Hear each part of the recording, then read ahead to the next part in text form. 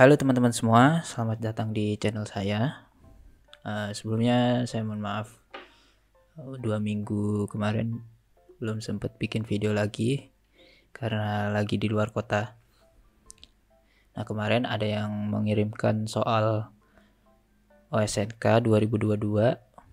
Ada 5 soal yang dikirim ke saya yang belum sempat saya bahas di video sebelumnya. Jadi di video kali ini saya akan membahas kelanjutan pembahasan soal OSNK tahun 2022. Oke, langsung saja kita ke videonya.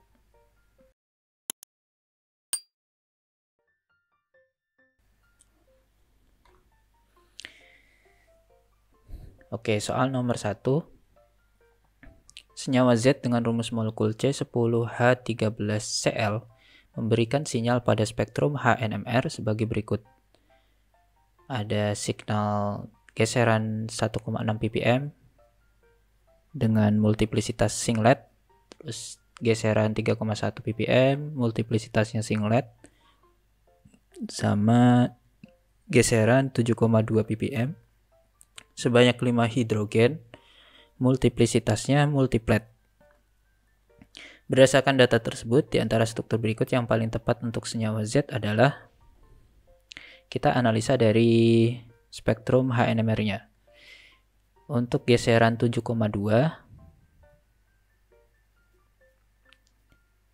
ppm, sebanyak 5 hidrogen, ini menunjukkan geseran atom hidrogen yang ada pada benzena. Berarti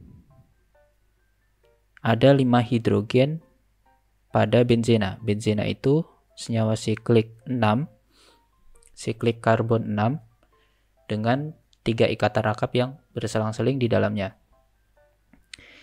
Di mana benzena ini mengandung 5 hidrogen, sehingga senyawa benzena yang mengandung 5 hidrogen artinya benzena tersebut memiliki satu substituen.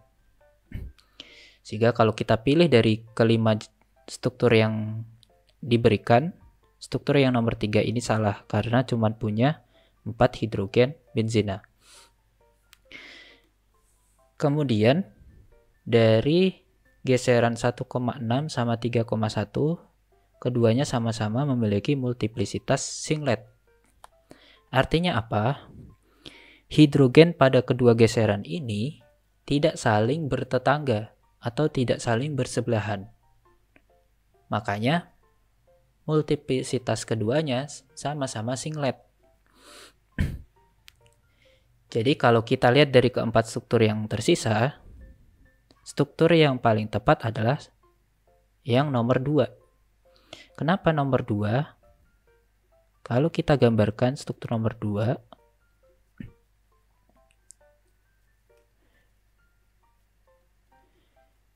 nah di sini ada 2 hidrogen sebelah benzena, sama ada hidrogen metil dari 2 karbon metil yang sejenis.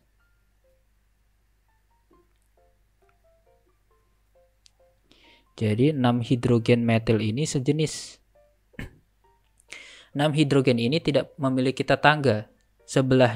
Karbon sebelahnya tidak punya hidrogen, sehingga multiplisitasnya singlet. Begitu juga 2 hidrogen yang di sebelah benzena, tidak memiliki tetangga juga.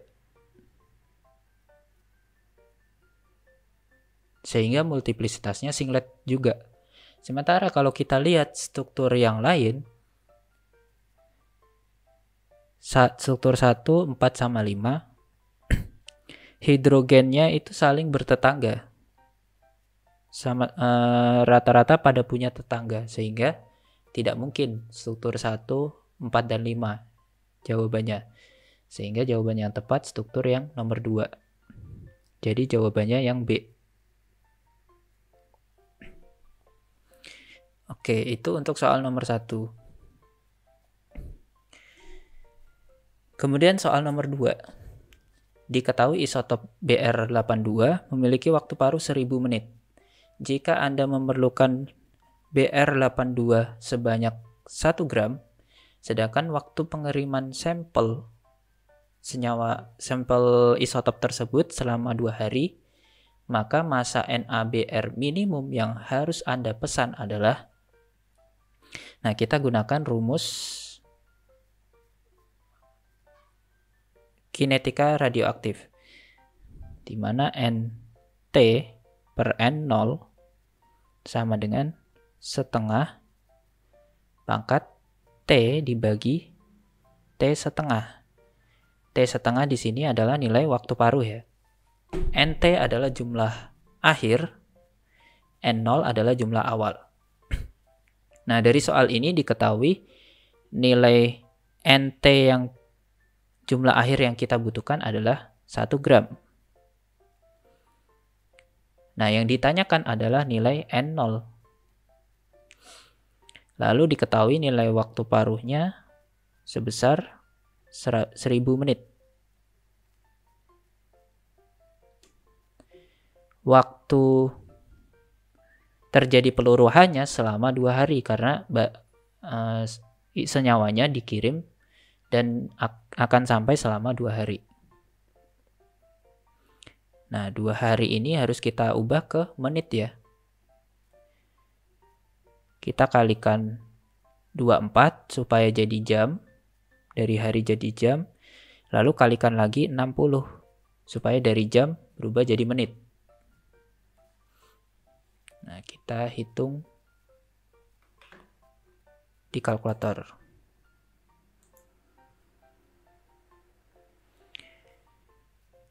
Jadi 2 kali 24 kali 60. Hasilnya 2880 menit.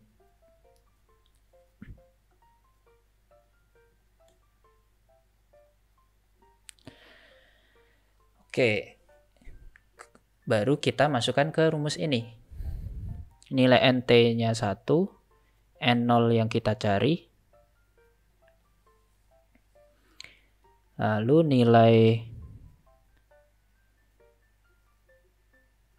sama dengan setengah pangkat T, T-nya 2880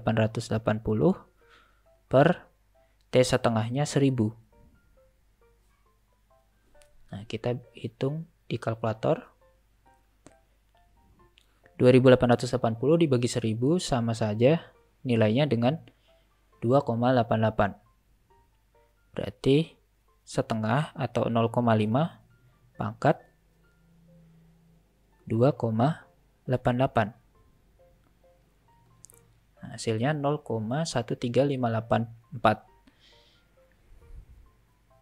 Berarti 1 per N0 sama dengan 0,13584. Maka N0 sama dengan 1 per 0,13584. Sama dengan, ini tinggal kita pangkatkan min 1 ya. Jadinya 7,36 gram.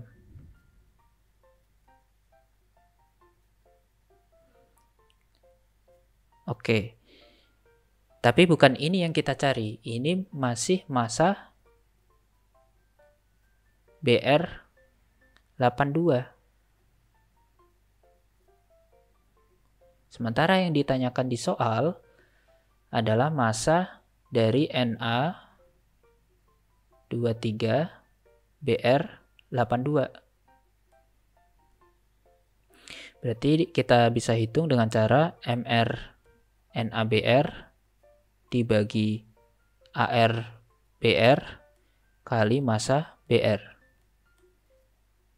MR NaBr nilainya 23 plus 82 ya. Dibagi 82 kali massa Br yang kita butuhkan adalah 7,36.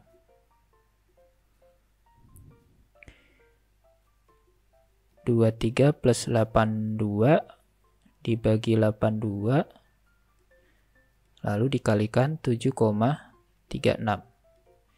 Hasilnya 9,4 gram. Sehingga jawabannya yang E. Oke. Itu soal nomor 2. Kita lanjut soal nomor 3. Suatu ion X memiliki bilangan oksidasi plus 4 dengan 2 elektron pada N sama dengan 1, 8 elektron pada N sama dengan 2, dan 10 elektron pada N sama dengan 3. Unsur X adalah, jadi pertama kita harus hitung total elektron yang ada di X. Berarti total elektronnya 2 plus 8 plus 10.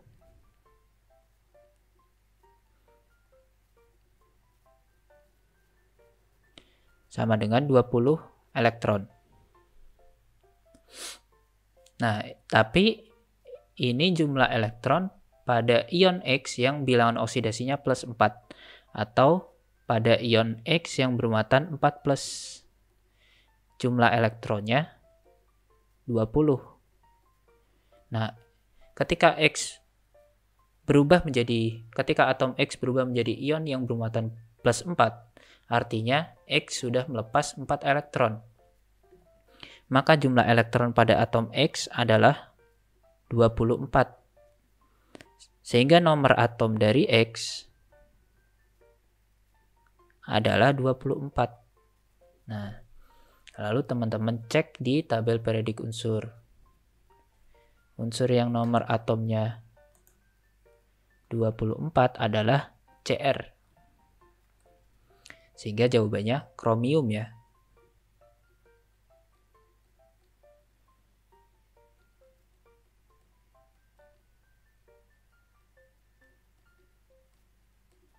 Oke. Jadi jawabannya yang C. Oke, itu soal nomor 3. Kemudian soal nomor 4.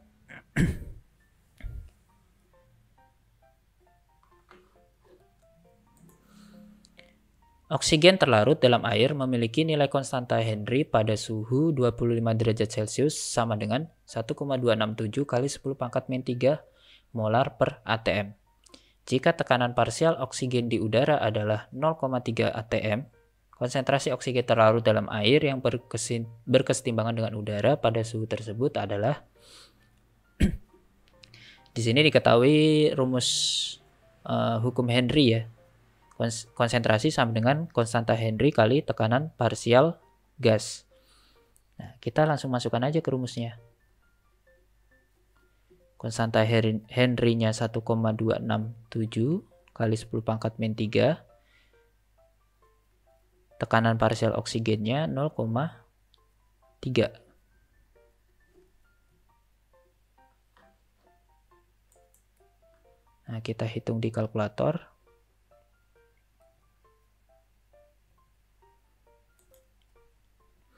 Satu 1,267 kali 10 pangkat min 3 kali 0,3.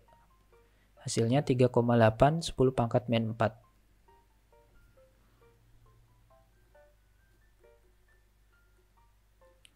Mol per liter. Sehingga jawabannya yang E. Nah, ini soalnya sangat mudah ya. Tinggal masukin ke rumus. Oke, itu soal nomor 4. Nah, sekarang kita lanjut soal nomor 5. Gambar berikut menunjukkan perubahan komposisi senyawa dalam wadah akibat terjadinya reaksi. Jika reaksi tersebut berorde 0, orde reaksinya 0, maka waktu yang dibutuhkan pada nilai X yang di bagian C untuk mencapai kondisi C adalah, nah, pertama teman-teman bisa lihat dari gambar yang ada. Dari gambar ini, di awal pada waktu T sama dengan 0 ada 8 molekul reaktan.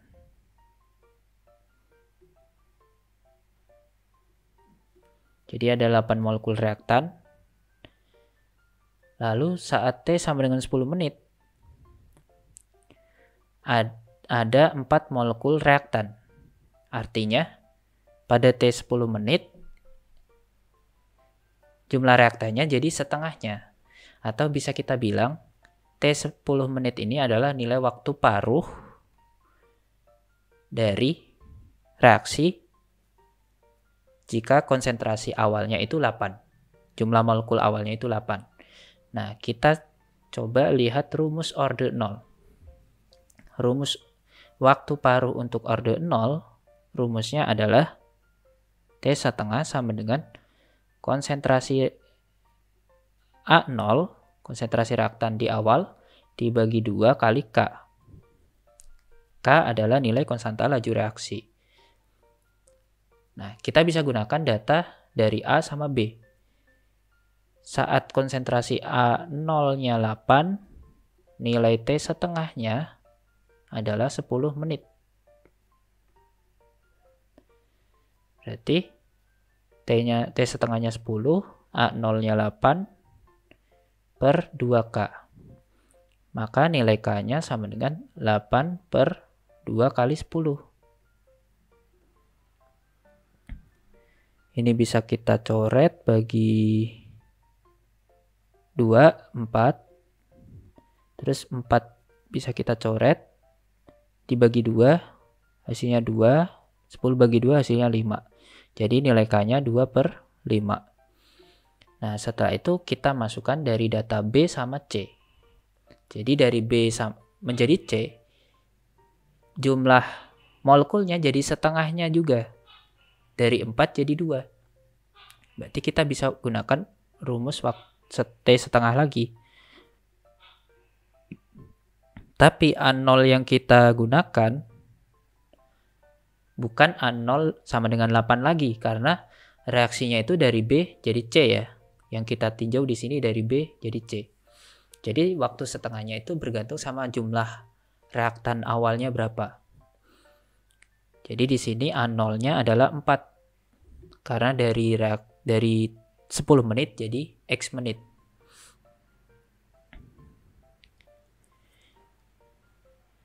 Nah, jadi T setengahnya yang kita cari, A0-nya 4 per 2 kali nilai K-nya 2 per 5. Berarti ini bisa dicoret, berarti T setengahnya jadi 5 menit ya. Jadi waktu dari B jadi C itu 5 menit. Artinya apa? T pada saat C adalah 10 plus 5. Jadi waktunya 15 menit. Nah, jadi jawabannya yang E. Oke, itu untuk soal nomor 5. Oke, untuk pembahasan di video ini cukup sampai di sini. Terima kasih sudah menonton. Jangan lupa like, subscribe, dan share video ini jika bermanfaat. Terima kasih, sampai jumpa lagi di video selanjutnya.